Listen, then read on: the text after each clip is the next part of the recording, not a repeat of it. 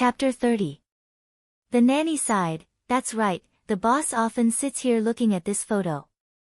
Siddle looked at the black and white photo on the table. Before she could figure out what it was, she heard Janet slowly explain to the two children, "Your mother passed away 5 years ago, which was also the time of the car accident." She sighed again, her delicate face showing obvious grief. "When the accident just happened, your father couldn't accept it. He kept screaming that he could see your mother by his side. It wasn't until later that after he received psychological therapy for a long time and took a lot of medicine, his condition gradually improved. After finding a nanny to take care of him, that condition never happened again. It's just that after he became paralyzed, his temper got worse and worse." Janet's face was a little tired. She rubbed her head. His temper quickly made the first nanny angry and leave. Now it's the 7th one.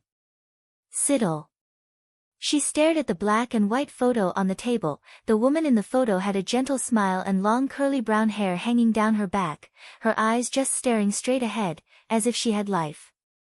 Siddle blinked, suddenly seeing the woman's eyes seemed to move slightly, but when she looked closely, she found that it was probably just her illusion.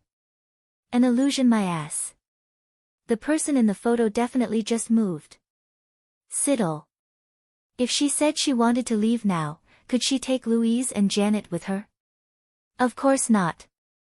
Janet looked around the living room, frowning at the nanny. "The smell in the room is too strong, please clean it up a bit." "Yes," the nanny obediently nodded. "The master has been incontinent recently. I've cleaned it, but the smell is still strong. I'll go clean it again now." Janet replied, "Yes," and was quite satisfied with the nanny's attitude. "Which room is my father in?" "I'll go see him." The nanny said, "The boss is in the bedroom." Janet walked to the bedroom, and before leaving, she told Siddle and Louise, "You guys sit on the sofa for a while. If you need anything, remember to call the nanny."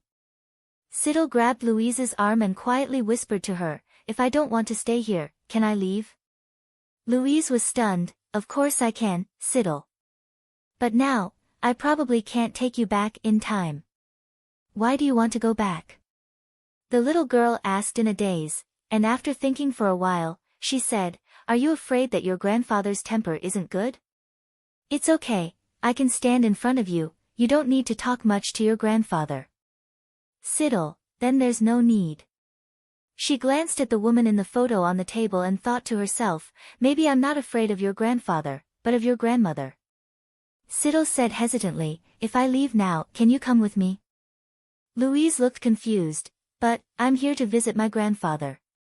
Besides, my mother hasn't seen my grandfather for a long time, she definitely won't go anywhere, maybe I can only call a car to take you home."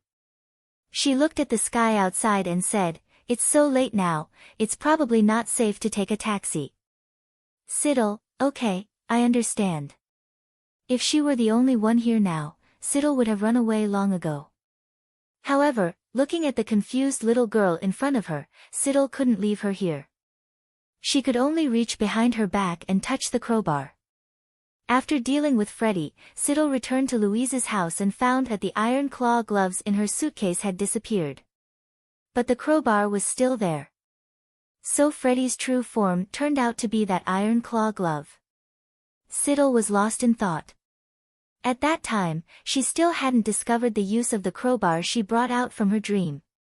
It wasn't until the 3rd day that Siddle slept alone, after Louise had returned to her bedroom. After turning off the lights and going to bed, she felt a cold hand on the bed. She turned over in her sleep, and suddenly felt a cold sensation. Siddle opened her eyes sleepily, and in the darkness she saw a human hand lying beside her pillow. She woke up immediately, thinking that Freddy had appeared again, but then remembered that Freddy's ashes had also been crushed by her. Then what was this hand? Siddle looked up along the hand, and found that its arm was very long, sticking out from the corner of the room in a strangely twisted position. The hand reached out from the wall, gently groping on the pillow, and then picked up Siddle's hair. Siddle indifferently took back her hair, stood up, and stared at it silently. She saw its slender arm suddenly twist as if it was having an epileptic seizure, and it moved crazily towards Siddle, as if it wanted to grab her. Siddle's face was expressionless, her heart was irritated because her sleep was disturbed in the middle of the night. Just as she was thinking that it would be nice to have a tool handy, a crowbar suddenly appeared in her hand. Siddle. She looked at the crowbar in her hand strangely, remembering that she had clearly stuffed it at the bottom of the suitcase. However, at that time, instead of tracing the origin of the crowbar, Siddle wanted to quickly deal with the other hand and continue sleeping.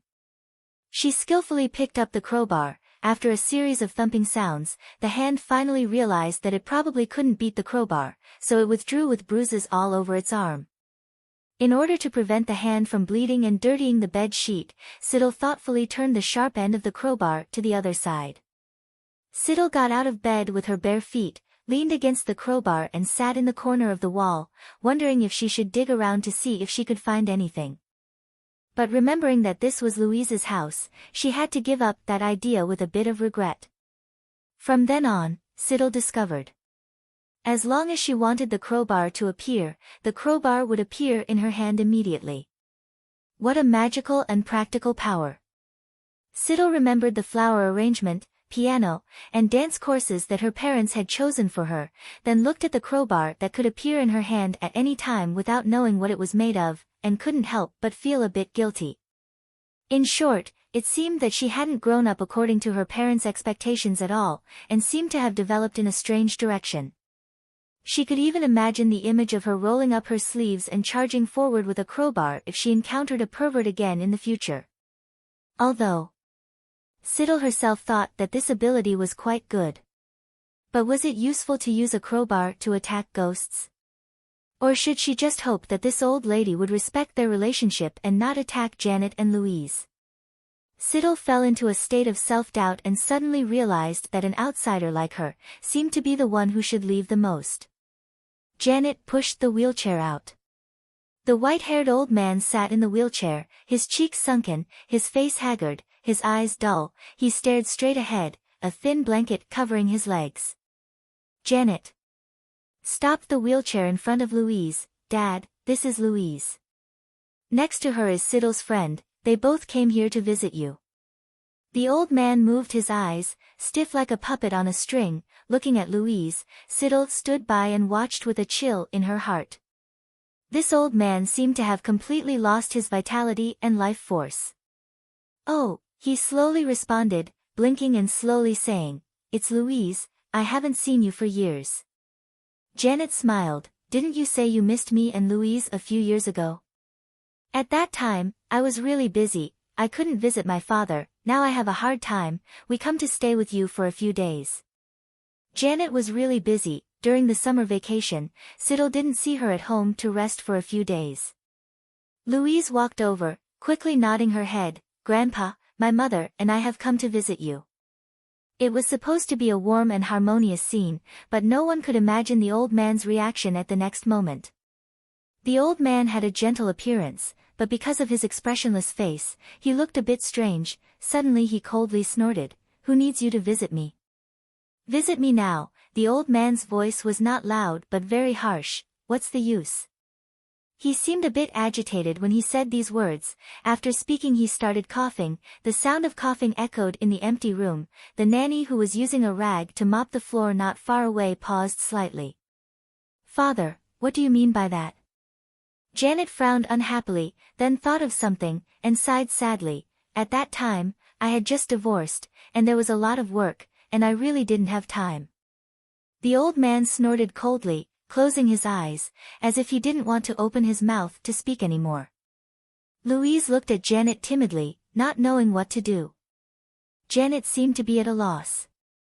She was silent for a while, and the atmosphere in the living room seemed to freeze. Finally, after cleaning up, the nanny walked to old man Craigie, and replied with a sneering smile to Janet, "That's the boss's temperament, you know. You see, it's already late, and the doctor also told the boss not to sleep late." She said a little awkwardly, "Or I'll send the boss to bed first, you and the two girls here sit outside for a while, I'll go clean the room for everyone." Craigie closed his eyes.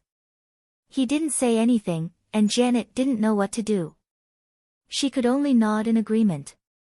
"Wait a minute," before the nanny pushed the old man away, he suddenly opened his eyes, looking at the table and said, "Give me the photo." Craigie pointed at the black and white photo of the woman on the table. Janet remained silent, walked over, picked up the photo, and placed it in the old man's hand. The nanny pushed him away, and in the end, he did not say a word to Janet.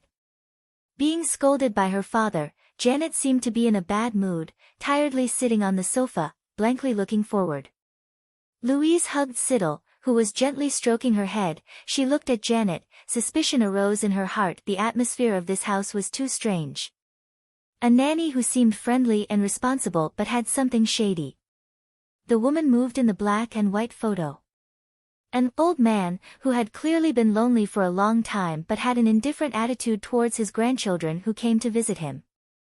Siddle thought of the nanny who always made her feel strange and uncomfortable, and could not help but look at Janet. Could Janet not help but notice that there was something strange about that nanny?